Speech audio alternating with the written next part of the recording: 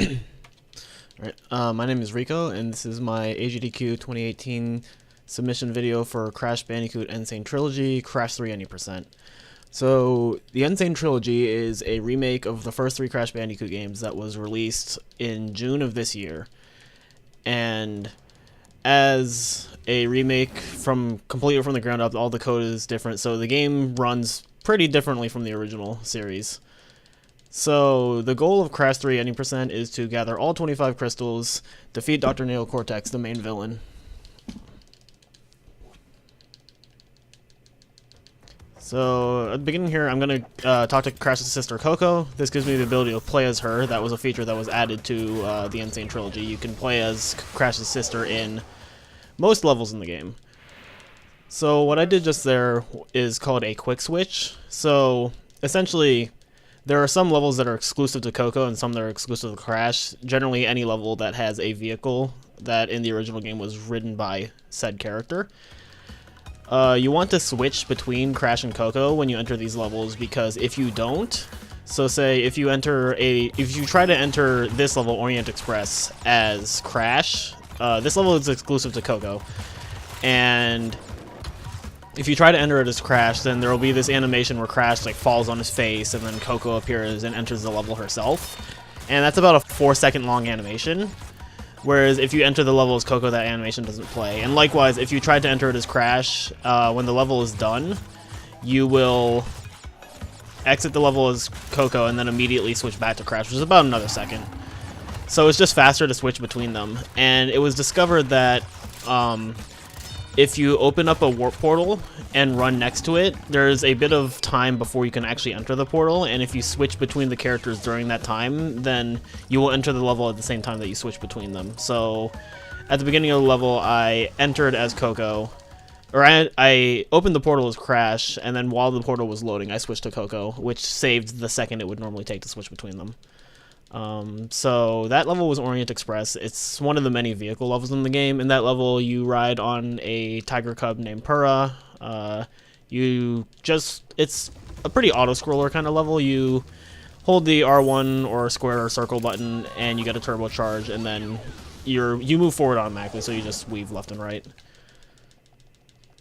So this will be the first platformer level. Crash 3 is different from Crash 1 and Crash 2 in that it's pretty evenly split between platformers and vehicles. This was to differentiate it from Crash 1 and 2, and it adds a lot of gameplay variety. So this is where the movement really differs from the original Crash 3. In the original Crash 3, the main movement technique was called the neutral slide jump, where you would slide, you would let go of all directional inputs, and then you would slide jump, and you would maintain the momentum of the slide throughout it. That was removed in the N Sane Trilogy. So as a result, the main form movement for about the first half of the game is the slide spin. So essentially, sliding is the fastest form of movement out of your basic moveset. And so the reason you don't slide constantly, however, is because there is a bit of cooldown between the time you're able to slide. So if you were to just constantly slide, you would slide, and then there would be a period where you stop, and then you could slide again, and so on. So spinning brings you back down to your base movement speed. However, that is still faster than just sliding and stopping. So it's essentially you slide, you slow down, and you slide again. There is going to be a bit of a movement tech change. After the third warp room, we will gain an ability that will give us a much faster form of movement. That was the first platformer level, Toad Village. It's a pretty straightforward level. The next level I'll be entering is Boneyard. It is another platformer. It is a partial chase level where you start running towards the camera. It's a prehistoric level, so you will be running away from a giant Triceratops. The theme of Crash 3 is time travel. The basic story is that after Crash 2, you gathered all the 25 crystals in that game, you prevented Cortex from taking them for himself, and then you destroyed his space station and the crystals were lost to time. So the explosion of his space station unleashes Uka Uka, the evil twin of Aku Aku, the mask that's following you. And he comes up with a plan to gather the crystals in their original time zones. So essentially, Crash and Coco are traveling through time to grab the crystals before Cortex and Uka Uka can. And on the subject of masks, so the mask following me, like I said, is Aku Aku. He serves as a hit point system. So if you break one crate that has Aku Aku's face on it, then he starts following you, and you will be able to take one hit without dying. If you break two, then he turns gold like he is right now, and you're able to sustain 2 hits without dying. If you manage to break 3, then he latches to your face and you become invincible for about 20 seconds. So in the original Crash 3, this was ideal to always go for because it made the neutral slide jump movement significantly faster. In the Insane Trilogy, and this is a trait that carries across all the Crash games in the Insane Trilogy, the way invincibility affects your movement is a little odd. So Crash and Coco's base running speed, so when they're not sliding, is actually much faster when you're invincible. However, your slide spin speed does not change at all, and slide spinning is still overall a little faster than invincibility. So in many cases, it's actually not beneficial to go for the invincibility solely because when you go invincible, there's about a 1-second animation where Crash or Coco will jump in the air, and then you're able to move, and it's a time waster. So we only go for invincibility in levels where it helps us bypass obstacles or it speeds us up in some spots. Any other case, we'll generally avoid the invincibility just to save that second. But there are quite a few levels in Crash 3 where invincibility is beneficial, so our route is based on and changes depending on how many masks I have at a given time. In Warp Room 1, invincibility is never really that useful, so the route doesn't really change. So this is the second vehicle level. This is Making Waves. It is one of 2 jet ski levels in the run. The jet ski is honestly not a very interesting vehicle. You essentially hold the acceleration button and you move forward and you go straight for about a minute or so. It's a pretty auto-scroll level. It's a nice break, but there's really not much to it. There have been some speculation that maybe like weaving in like a snake-like fashion might be a little faster, but we haven't looked too much into it yet. So I just did a damage boost there. So essentially I had a mask to expend, and it's a little faster to run through those bombs than weave around them because the crystal is right in front of them, so I just expended a mask there. I'm gonna grab this checkpoint for safety just because I am out of masks, so taking any hit will kill me. And the jet ski actually handles pretty differently from how it did in the original Crash 3. It's able to make much tighter turns. However, the trade-off is that it also feels much looser. So the turning is odd, but it also lets you make tight turns like I did at that one corner with all those bombs. So yeah, that was Making Waves. Like I said, it's a pretty straightforward level. There's really not much to it. So, and then we will be entering the last warp room, or the last level in this warp room, which is Under Pressure. It is another vehicle level. It is an underwater level, and it is only doable with Crash, so I will be doing the quick switch now to switch back to him. So while I'm standing at the portal, I switch to Crash, and then as I'm switching, it takes me into the portal, so it saves the second it would take to switch between them. So underwater levels they take a bit more finesse than the other vehicle levels. So the fastest form of movement in the underwater levels is a mixture between spinning and kicking. So kicking boosts your movement speed, however spinning is faster. The problem is that spinning cannot be done constantly. So you want to spin, and then during the cooldown you want to kick. So essentially you just hit both at the same time, and that's the fastest movement. This underwater mech has a nice turbo boost feature. However, it's a little finicky in that it doesn't move very fast vertically. So it's a bit of a trade-off. So let's see if I can make this. Okay, that's actually a bit of a tight maneuver, and it's actually fairly dangerous to do without a mask, so I'm glad I pulled it off. This section, because you move vertically constantly with the mech, the mech also has pretty poor turning. So it's actually not a major time loss to lose the mech there, just because you gain your maneuverability back. And they actually made the movement underwater much faster in the Insane Trilogy compared to the original game, or at least it feels as such. So that's the first 5 levels. So we have 5 of the 25 crystals. There's 5 levels in each warp room, and there's 5 warp rooms with crystals. There's also a secret 6th warp room, but it is only relevant for full completion, so we will not be doing it. So we'll be entering the first boss, which is Tiny. Tiny is a fairly straightforward boss. He will be bouncing, trying to crush us, and we just have to jump out of the way. And then after a set number of times, he'll slam his trident into the ground, and then we can swing at him. There is a neat exploit in this level that they actually kept from the original game. So he's going to bounce 5 times. So 1, 2, 3, 4, 5, and then I can hit him. And if I run over to this corner right here, he's going to release lions. But as long as I'm running in this corner, they actually can't reach me. And this was an exploit in the original game that was not intentional, but the developers actually kept it in, and they threw in that little Easter egg where the audience throws cheese at you because they're cheesing the fight, or you're cheesing the fight. So it's a nice little nod to speedrunners. The cool thing about the bosses in this Crash game is that of the 5, 3 of them have pretty neat exploits that make them a lot faster.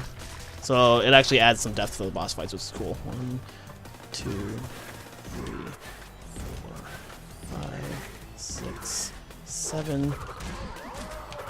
I missed a neat little time save there. So there's actually this nice trick that was found by Roach, the current world record holder, where if you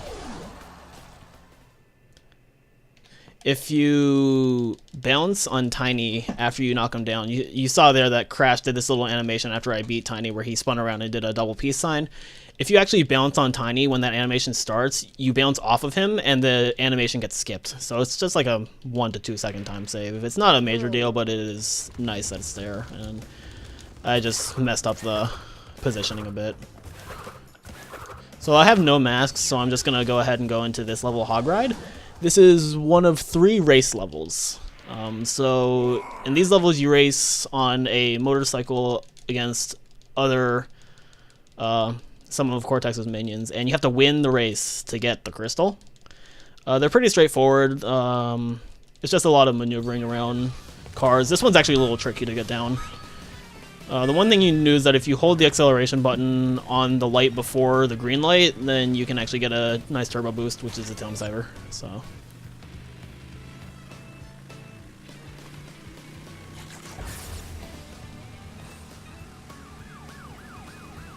Oh, that's unfortunate. Yeah, maintaining that turbo boost through the cars and the dirt is difficult because your turning becomes much worse with the turbo boost, and if you enter the dirt, then you automatically lose it, and if you hit a car from the back, then you automatically lose it.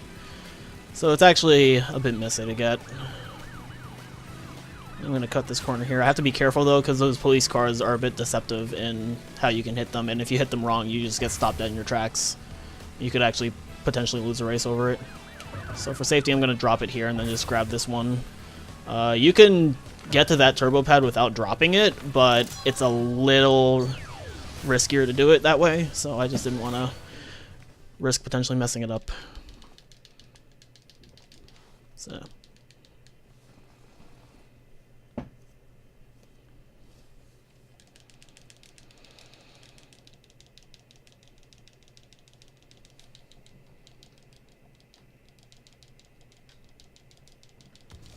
Alright, so the next level we'll be entering is G-Wiz, and I'm actually going to switch to Coco now, because there will be a level later in this warp room that requires Coco, so it's just quicker to save her, to switch to her now.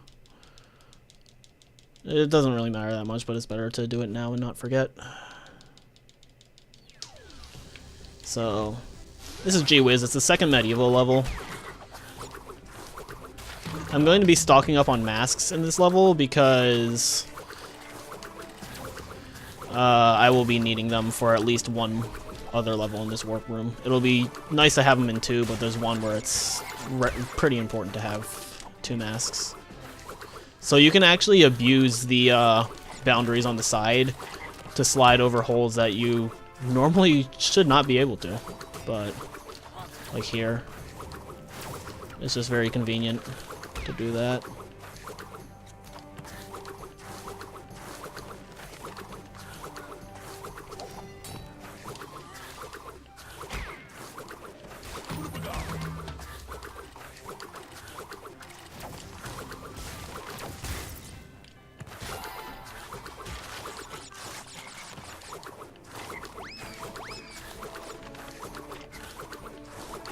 I wanted to avoid that frog because if I spin him in the wrong way and he runs into that nitro. Nitros are explosive crates that detonate on touch, so if I had spun the frog into him, it would have detonated and I could have potentially been hit, which would have been bad because I wanted to keep 2 masks in this level, which I did. So we'll be able to go into level 7, hang him high.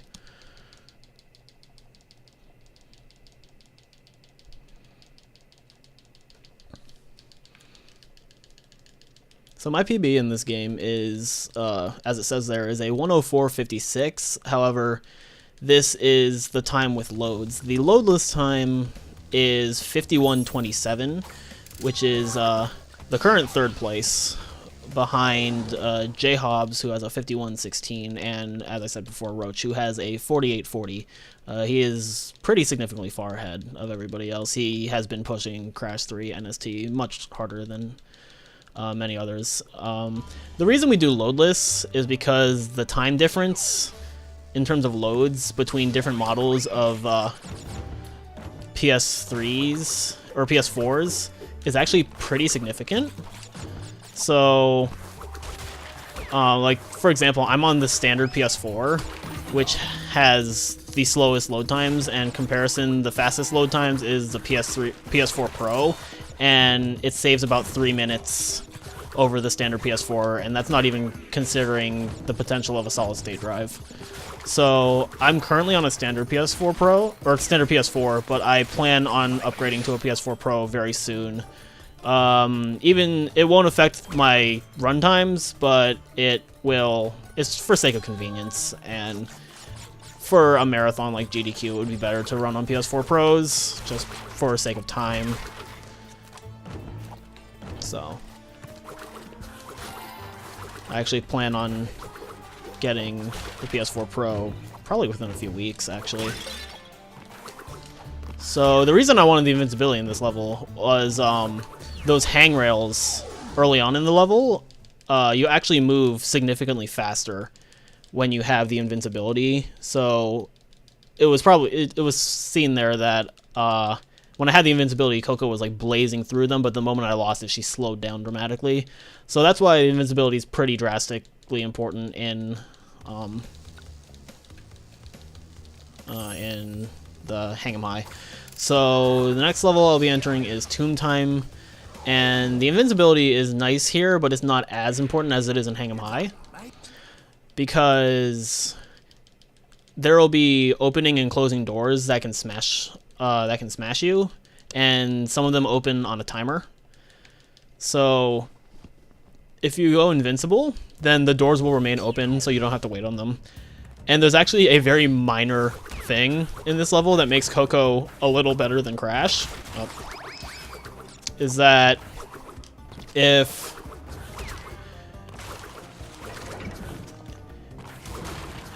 you get crushed by an obstacle like these doors, or there will be falling blocks later in the level, if you're Crash, you'll get this animation where Crash gets flattened and then he takes some time to unflatten, and it's a huge time waster to get hit by them. Coco, for whatever reason, doesn't have an animation like that. She just automatically just unflattens and you can continue on your way.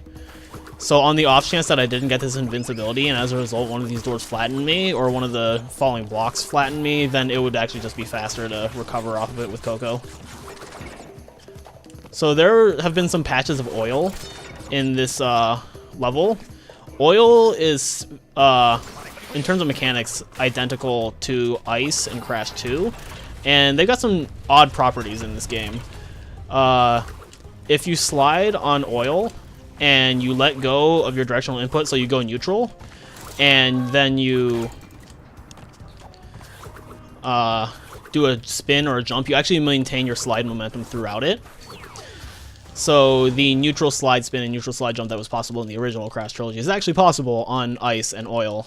I did a neutral slide jump on the second small patch just to jump over the hole and get some further distance. There are some bugs with the ice and oil physics though. For example, if you jump over a surface that is not ice or oil, so like if you jump over a just a regular surface, then you can lose all of that momentum in the air and go back to your regular momentum. And oddly, this also applies to enemies and crates. So it's a bit of an annoyance, but you can do a lot of cool things on ice and oil, so it's a bit of a trade-off. So this is Midnight Run. This will be our second and last Tiger level. And this one's a bit trickier than Orient Express, so it's part of why I saved it for last. It's very nice to have masks in this level, because some of the crates are airborne, and if you hit them wrong, they can knock you down into an obstacle, and it's just better to take the damage than die. Oh, just like that. That's actually the first time that's happened to me, but I've heard from Roach that it's happened quite a bit to him, so how lucky I had that mask.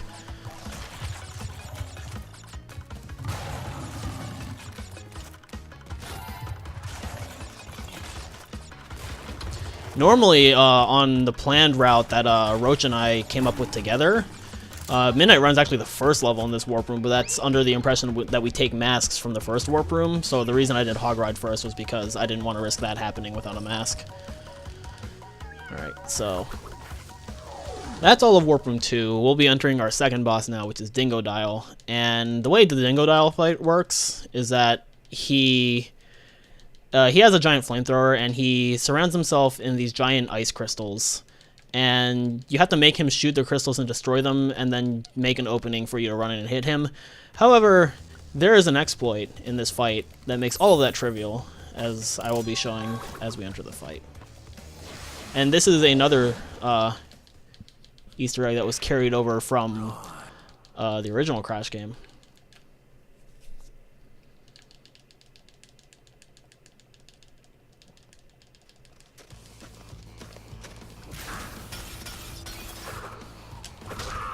So what I'm doing there is called a glitch high jump. In the original Crash game... Oh, that was unfortunate. I'll explain it after this fight. It's a little tricky if I don't have a mask.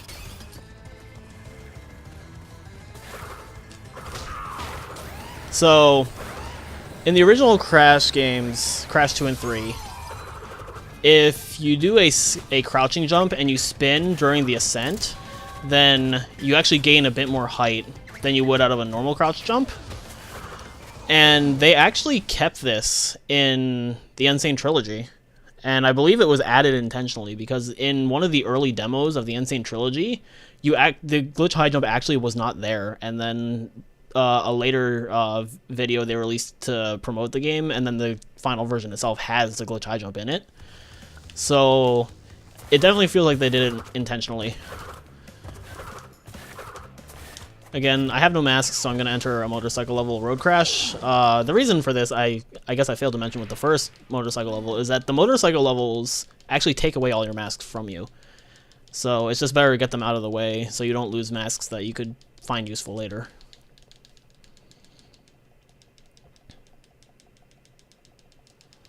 And this level is road crash. This level is actually very annoying. It's another race, and it's a very long race, and there aren't a lot of turbo pads, and there's a lot of really tight turns. So it's a very tricky level, and if you mess it up, you could very well lose the race. So this is a bit of a dangerous level, and it's a bit of an infamous nuisance for both casual runners and speedrunners who are just starting out.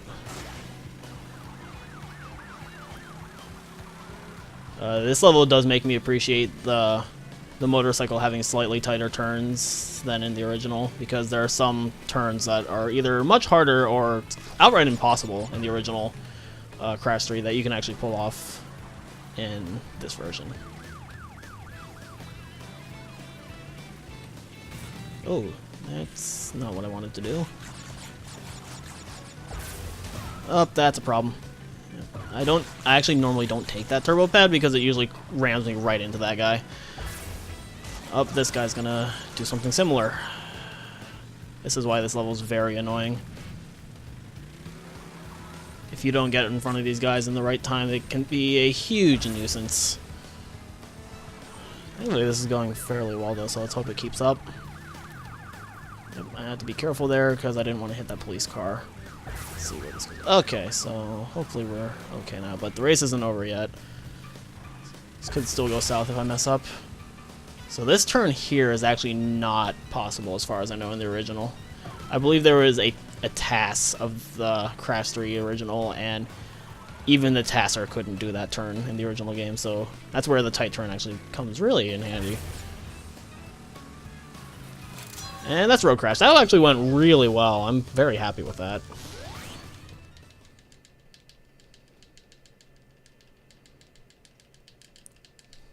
So because I have no masks, the next level I'll be entering is Deep Trouble. It's the second of the two underwater levels. It's actually a bit beneficial to enter this level with masks because it lets you do some damage abuse through a new obstacle that this level introduces, which is the underwater vortexes.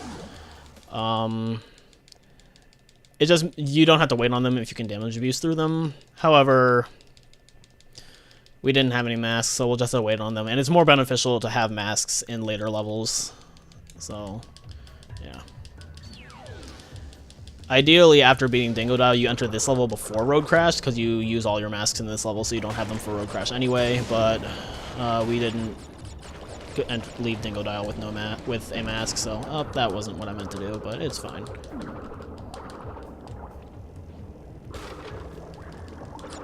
I'm going to take it a little slow here because there's an eel right here, and he has that very obnoxious hitbox. I've lost many runs to that guy. So I'm going to be a little patient here, and patient here, because I actually do kind of want to keep this mask for later levels. So, for that reason, I will still take this slow despite having a mask damage abuse with. These sharks are a little annoying as well.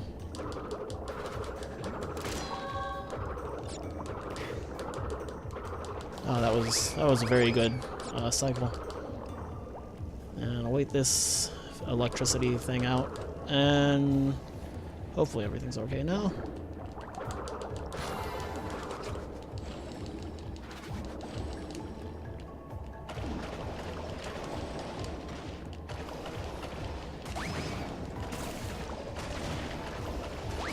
Okay, we should be safe now.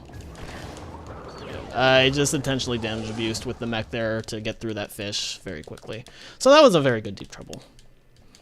The next level I will be entering is High Time. So High Time, I'm going to be using one of the two power-ups I got. And I actually failed to mention the power-up. So in Crash 3, every time you beat a boss, you get a new power-up.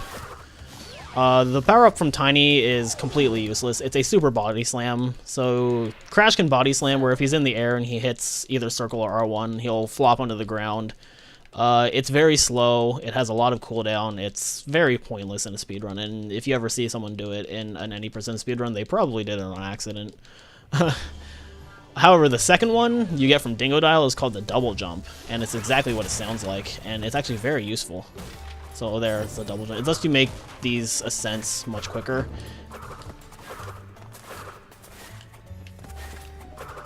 Just like that. This level is actually kind of tricky. It's got a lot of really tricky platforming to it. And these scorpions have pretty annoying hitboxes. Oh, that worked out, and I thought I was going to get hit. There was another use of the double jump.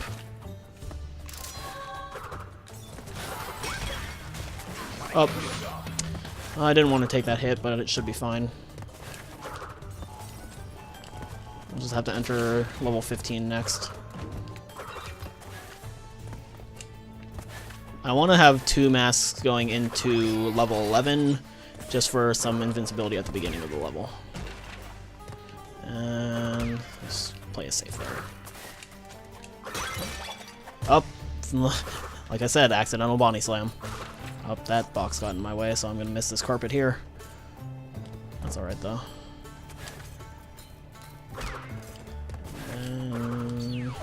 And we're safe. So that hit was unfortunate, but it's not the end of the world.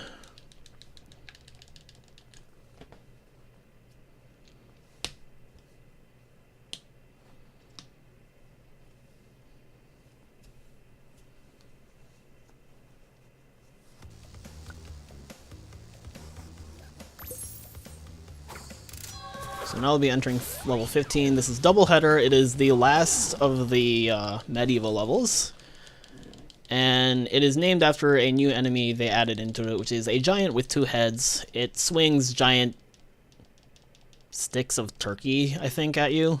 In the original game was hammers, or mallets. I actually kind of like the giant turkeys, though. I think that's pretty funny. So this level's not that hard, but I do want to go through it without getting hit or dying. That'll make things much better.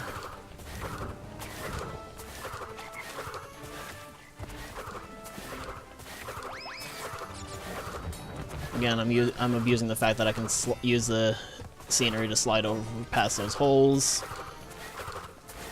Very useful in Doubleheader, because a lot of these holes are very precariously placed.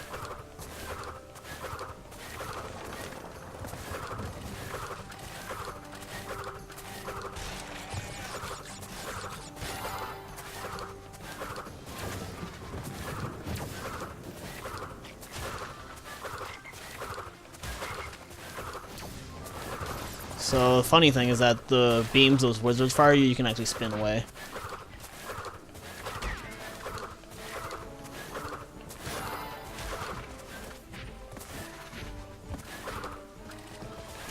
Oh, that could have been very close. Whoa, he shot that second one really early.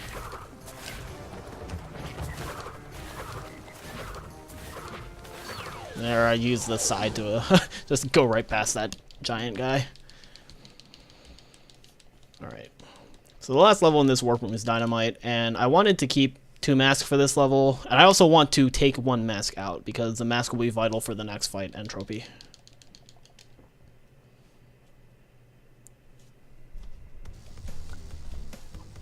So Dynamite is the second prehistoric level. Unlike Boneyard, this one starts with you running forward. The chase isn't until the end.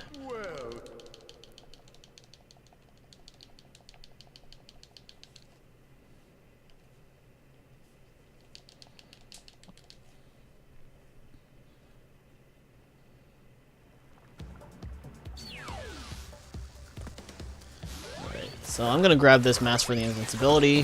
The reason for this is that not only does it let me slide spin over this lava without taking damage, it also lets me get through these fish enemies. So these enemies are Crash's ancestors, and they spin like him, and whenever they spin like that, you actually can't hurt them. So it just makes things easier. Unfortunately, that guy, you have to run it. So if I hit this, I hatch a baby dinosaur. It was recently discovered, however, that he is actually slower to use, so we will be skipping him, sadly.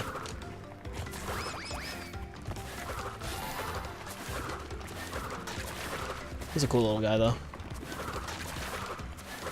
Unfortunately, we are concerned with speed, and he's just not fast enough.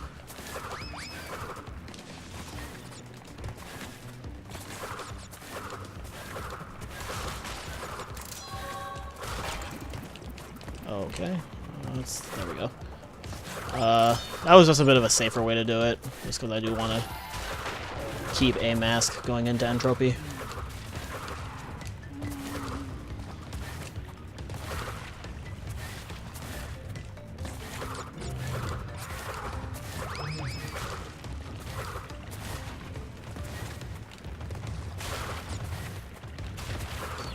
Alright, that worked out. So that water section actually had some like currents in it, and if you slide spin through that, you go really fast. Alright, so that's all of Warp 3. We will be entering Entropy, and he has another cool exploit here. This one is a little trickier to do, though, so I think I'll explain it after the fight.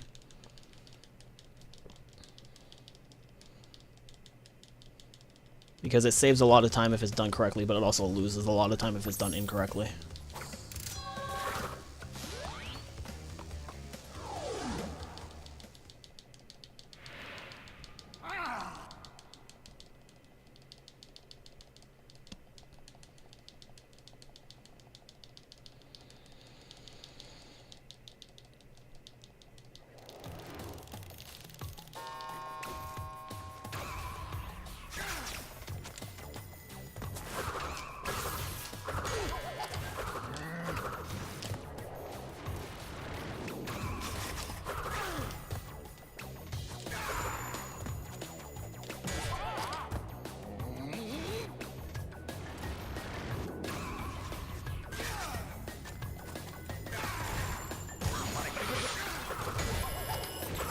Okay, so that's not how that fight's supposed to go at all. What's supposed to happen is that Entropy fires some beams at you, and then when he rests, he creates a pathway for you. But we found that you can actually use glitch high jump to reach over to him and hit him before that. And then, oh, I forgot to split. Oops. So you just do that 3 times, and the last one requires a damage abuse, which is why Aku Aku was needed. So this is where the movement gets really awesome.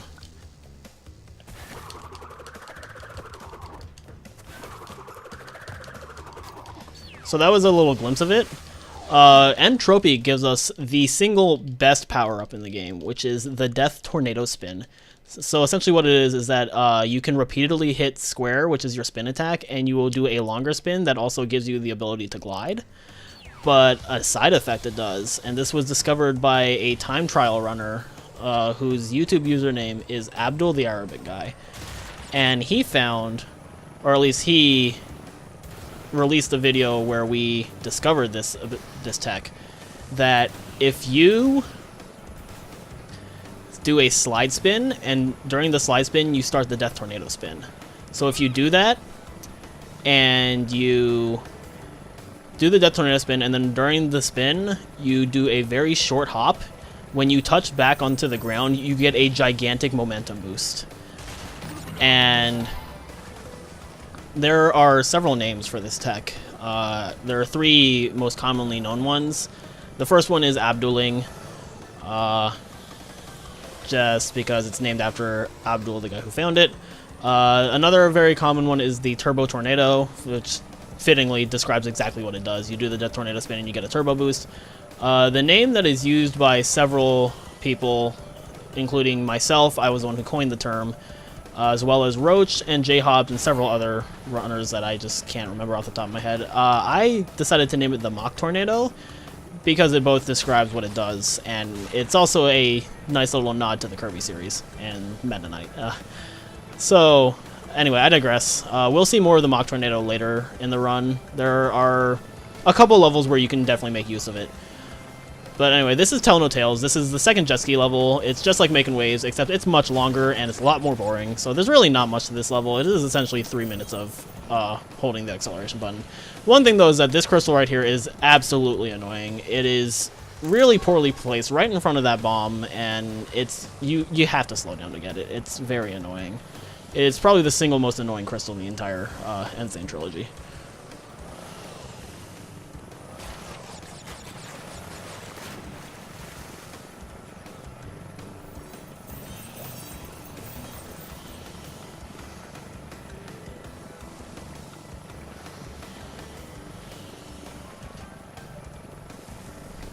So yeah, that was Tell No Tales. Like I said, there really isn't much to these levels, and that one's unfortunately a very long one.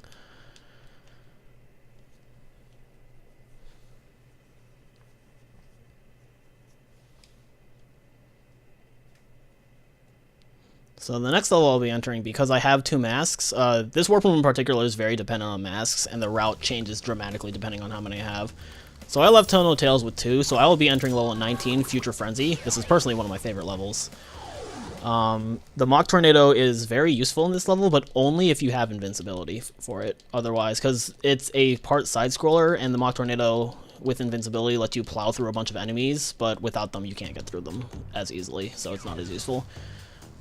So I'm actually going to wait for this laser right here, and hopefully it lines up everything else. So I'm going to use Mach Tornado here. Mach Tornado is very useful on slopes because you can land sooner. But this is where you can really see how much the Mach Tornado can help. I'm going to take this one out. These ones, I'm just going to just Death Tornado spin around them. And there we go. Very nice. So there's a mass coming up. I think there's like 1 or 2 enemies that are in my way before it, so hopefully I don't get hit by them. If I don't, then this will be extremely useful.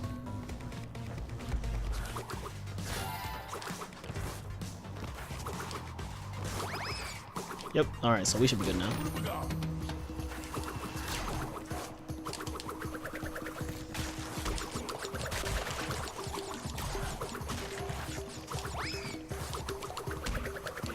Oh. Fortunately, if you mash too much with the Mach Tornado, you can end up hovering in the air for longer than you want to. So I got some decent use out of the Mach Tornado there. It'll be more apparent in later levels, just how useful it can be. I'm gonna bounce over these. Death Tornado Spin is also just very useful to dodge like every enemy. So that's just for safety's sake.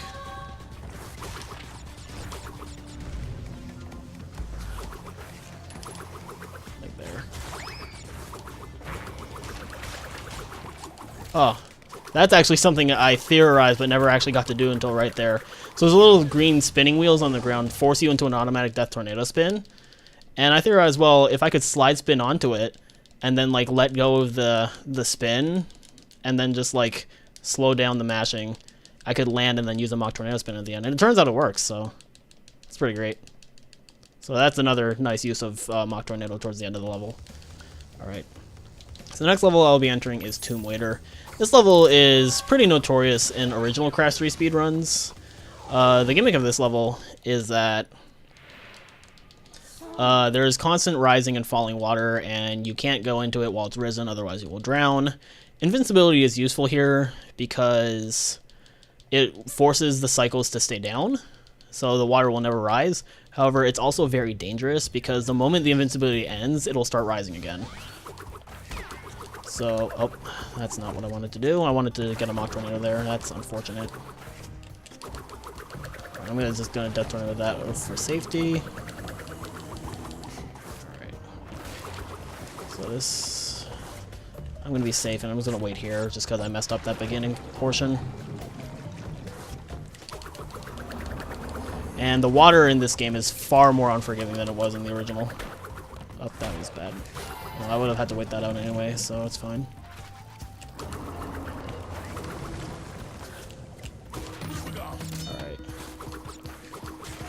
So I have to be a little quick, and I do have to use Mach Tornado a bit here, if it works.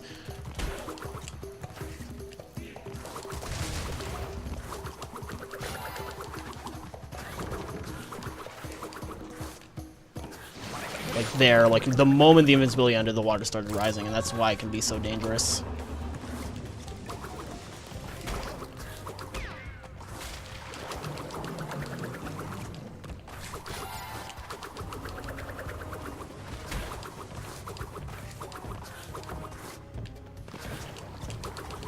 So this is working out really well, actually.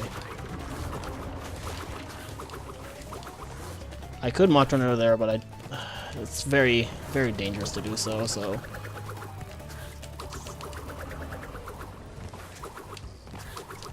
I'm gonna use the staircases to get a Mach Tornado. So rhythm is actually very important in the Mach Tornado. If you just straight mash the Death Tornado Spin, it doesn't last as long, so you want to do like a rhythmic tapping for it to last a little longer. I mashed a little bit there at the end, so the Tornado Spin ended earlier than I wanted it to, but overall that was a very good Tomb Waiter. So next level is Sphinxinator. This is where, hopefully if everything goes right, I can show off a lot of Mach Tornado because it's very useful in this level. There's an invincibility towards the end that's not super important, but it does make things a little nice. But not a big deal if I miss it.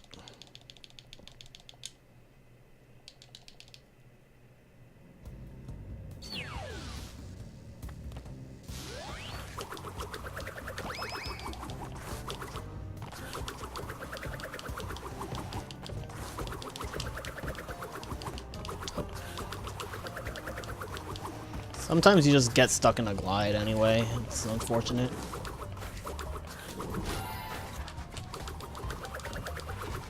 So that Death Tornado Spin was just to dodge that corner there and just get a corner cut. So that door is really tricky to get through. I think I've gotten through it like once. The doors are really quick on cycles. So that's going to be use of the neutral slide jump there. Yeah, I'm getting a lot of glides, unfortunately.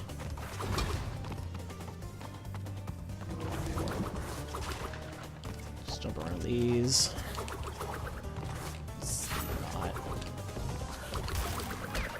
There we go. That's what I was looking for.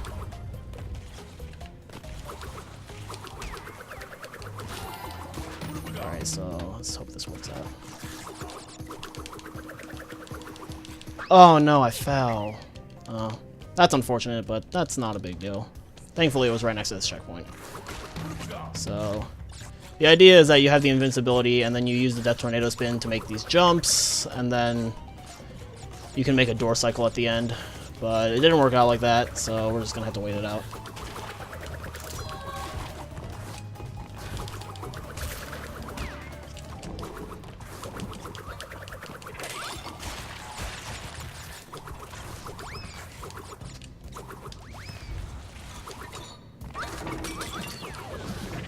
Alright, so aside from that death, that wasn't that bad of a Sphinxinator.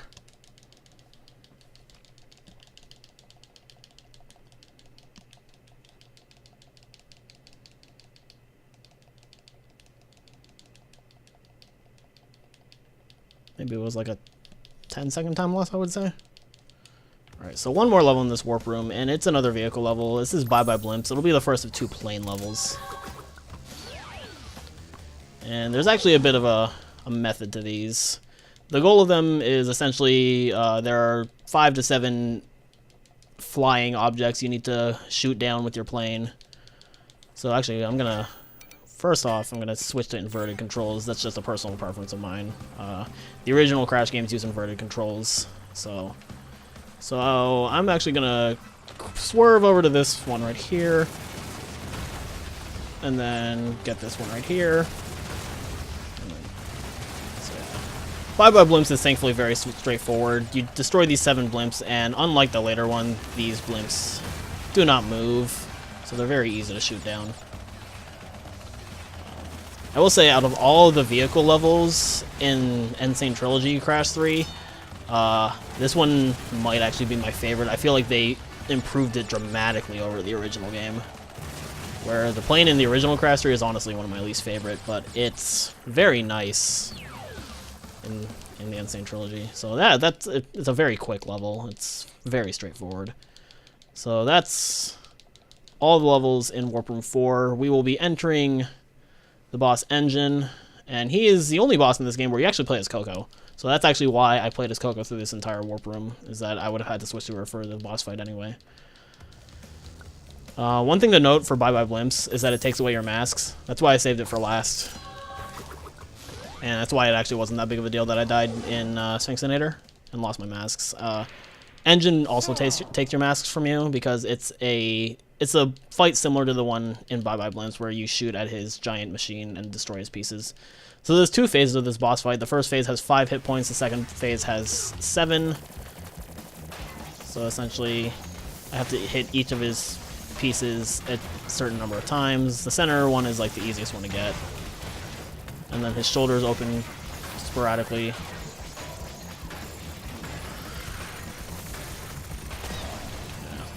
The arms can do heavy damage, but they also take a long time to charge up, so you can get most of their health down before they fire. There we go. And then I just hit the shoulders whenever they open. This is a bit of a slow shoulder section.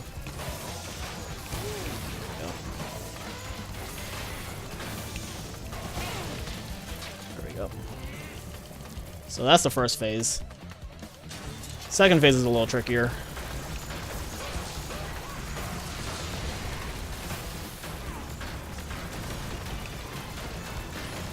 So I want to get that bomb out of the way because it can do heavy damage to me if I leave it alone.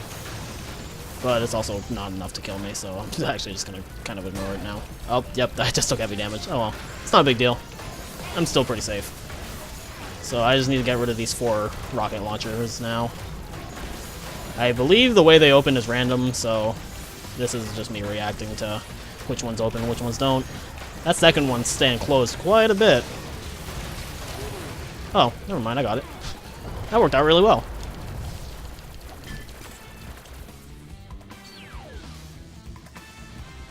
Oh. Apparently I have to actually enter the portal. I did not know that. I thought it just automatically took you in. Alright, so this will be the final warp room. I'll be playing most of this as Coco, and then the last level will be with Crash.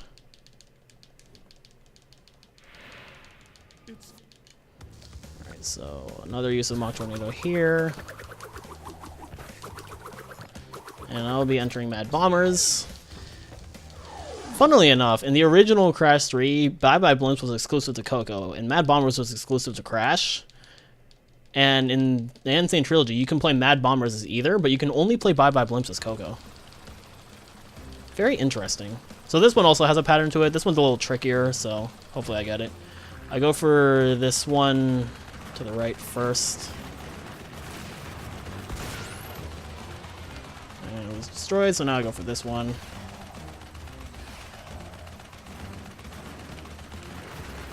This one is trickier because the planes actually move. You have to destroy both engines, and then you have to dodge these planes. These planes shoot at you. They didn't really do a good job in Bye Bye Blimps. They do a better job in Mad Bombers. They actually made this level much easier compared to the original Crash 3. In the Crash 3, those attack planes could just eat away at your health, and they don't do quite as good of a job in the Insane Trilogy. So this last plane.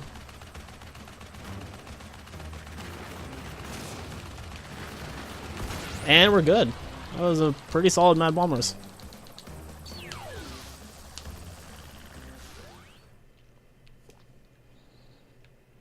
So the next level we're entering is Bug Light. This is the 4th and final Egyptian level. It's also the only level in the game that is pitch black, and it uses the firefly mechanic where there will be these fireflies that light your way. This is also another level where it's subtly better to use Coco, because assuming all of my Mach Tornadoes go right, there will be a portion where there will be a section where I essentially damage abuse through some doors, and with Crash it would be very slow because of the animation, but Coco doesn't have the animation, so it's actually quite instantaneous with her. And this level is very notable for a little thing it gives you towards the end, which I'll bring up when I get there. Those snakes have very obnoxious hitboxes, so I play them a little safe.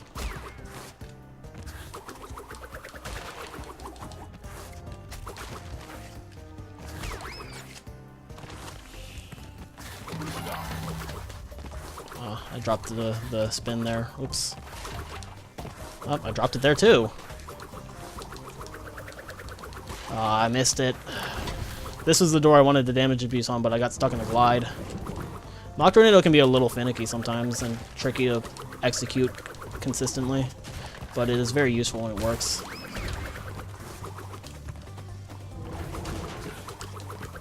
Alright, so this level gives you 3 masks right here, which I'm sure a lot of people remember.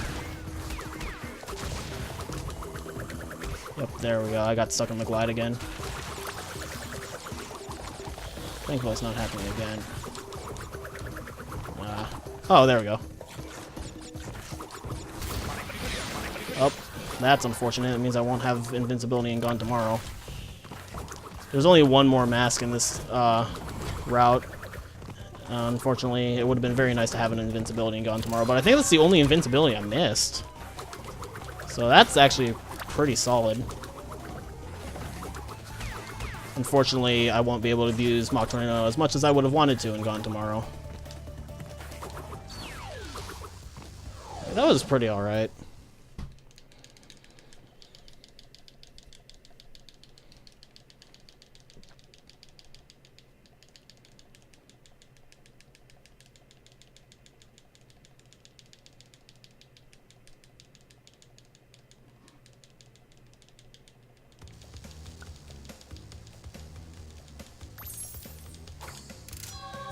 So we're going to Gone Tomorrow next. This is the second future level.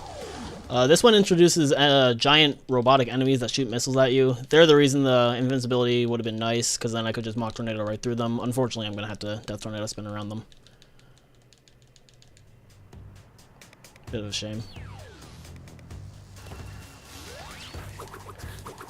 Because of that, there might not be much more showing off of Mach Tornado, because it's only marginally useful in the later portions of Gone Tomorrow.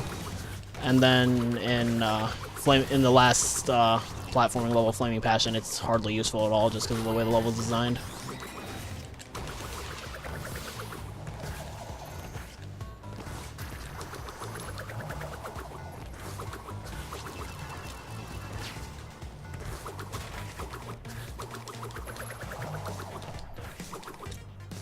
Alright.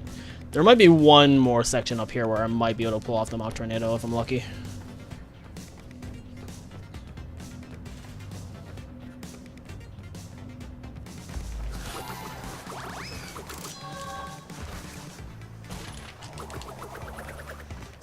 Nope, I missed it. Oh well.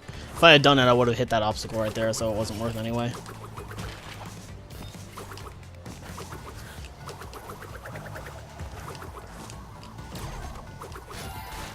Yeah, the Mach Tornado is really cool, but it is somewhat limited in application. Or it is a pretty major time save when it works. There will be one section towards the end here where I'll be able to do it again. Just because it's an upward slope into the end portal. After that, it won't have any serious application. So I'm going to Death Tornado spin around this guy, and then Mach Tornado up here, and we're out of Gone Tomorrow.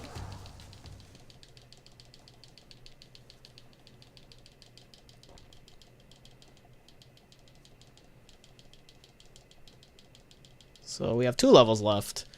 It's one platformer and then one more race level. So we'll be going into the platformer Flaming Passion just because we have these masks. There's no mask in Flaming Passion, so unfortunately we won't be able to make use of any invincibility, but the last level will take our masks away, so we want to use them while we have them. Excuse me. This level is the last Arabian level. It is a very annoying level. It is infamous for being a very annoying level in both the original and the Sane Trilogy. This level is not very well liked. It's got a lot of tricky jumps, and sometimes the game just likes to take them from you at the most inopportune moments. Oh, just like that. I can't believe I undershot that jump. Well, no mask for me.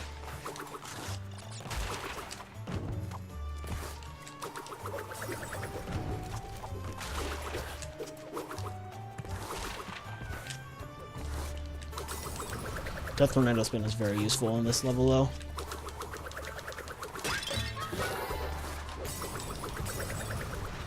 They made those fires a lot easier to jump over in the Sane Trilogy, which is nice.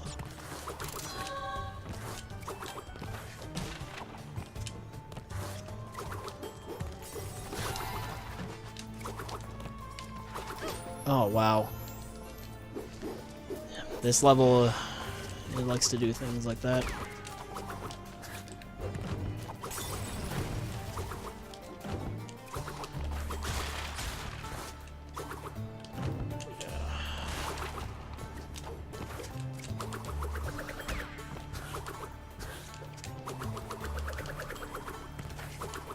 Wow, really? This level is a very evil level. Like I said, wow, this level's just falling apart. This is very unfortunate. This level is infamous for doing this to people.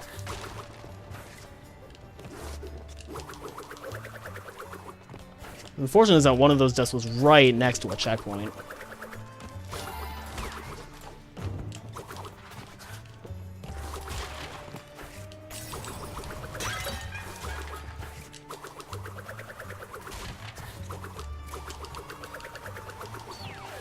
Oh, that was really, really unfortunate. doesn't normally go that poorly. Thankfully, the rest of the run's been really solid, though, so...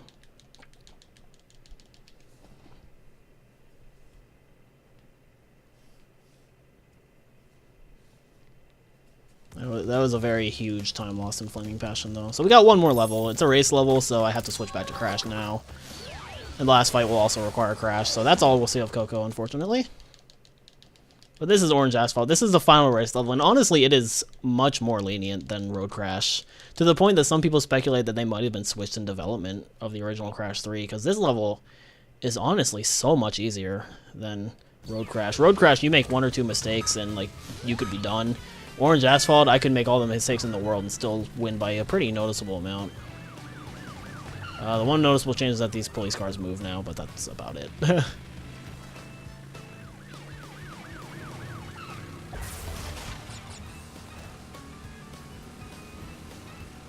I don't think I've held this turbo for this long before. Oh, that sucked. Oh. We're still good, though. We're still safe.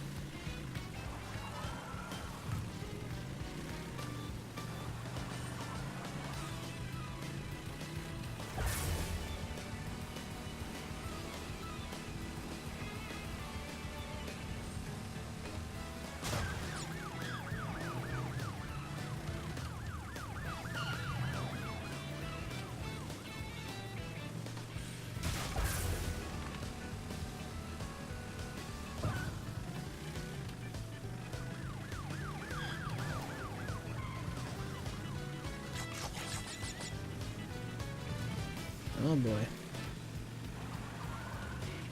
Like I said, I've made quite a few mistakes so far, and I'm probably like really close to the second place person. And there's still quite a bit of race left. Should put this ahead though.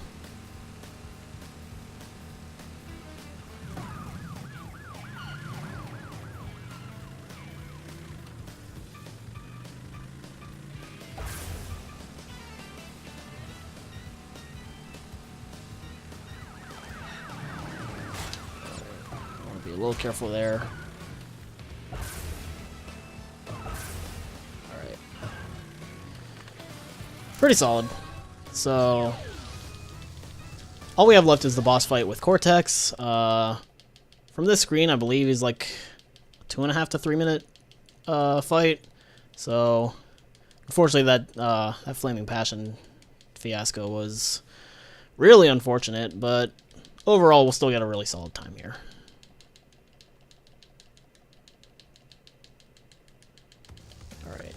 So this boss fight, in some ways, is actually much trickier than it was in the original. A lot of the cycles are much slower than they were in the original, so they're a bit trickier to dodge, actually, as a result. See for itself. So essentially, this fight, Cortex is going to protect himself on a barrier. He's going to fire shots at you while Aku Aku and Uka Uka fight. You have to avoid their battle, or you'll die. And you can't take masks into this fight because Aku Aku's fighting anyway. And then eventually, Cortex is going to throw mines. He's going to drop his shield, and you have to reach him and hit him while avoiding the mines. Problem is that the mines actually have pretty annoying hitboxes, so... And the way Cortex throws them, I believe, is random. So I could either get a good formation or a really bad one. We'll hope for good ones. Here. Ooh, it dropped my slide. Okay, so this formation is not that bad. I'm gonna wait for this third one to blow up, though. Alright, and then... You have to wait for him to lift his head up before you can hit him, but once he's on the ground, you spin him into the center hole. So this second phase is where it's really annoying, because Aku Aku and Uka Uka are gonna spin in a little tornado that you have to dodge, except they move painfully slow. Like, they moved much faster in the original game, which made them actually pretty trivial to dodge. So like them moving slower makes the boss fight much more challenging, which is great, but like if you mess it up, it's such a huge time loss.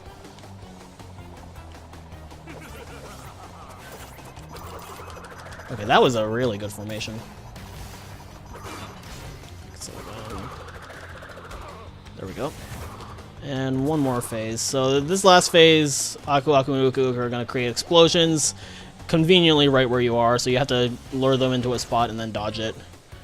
And timing ends when I pick up the last power-up.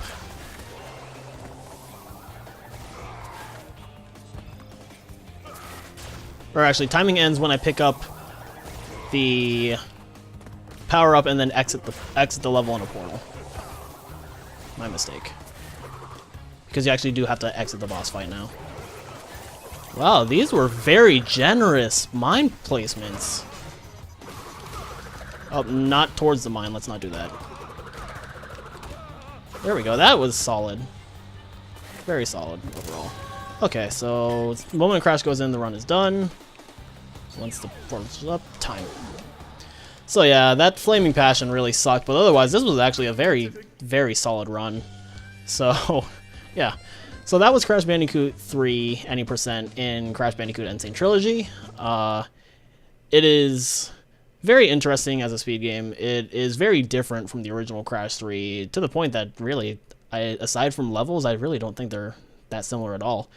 So yeah, the N Sane Trilogy has garnered a lot of hype since its announcement to its release. A lot of people are picking it up, very much enjoying the game. It's got a pretty thriving speedrun scene, surprisingly enough.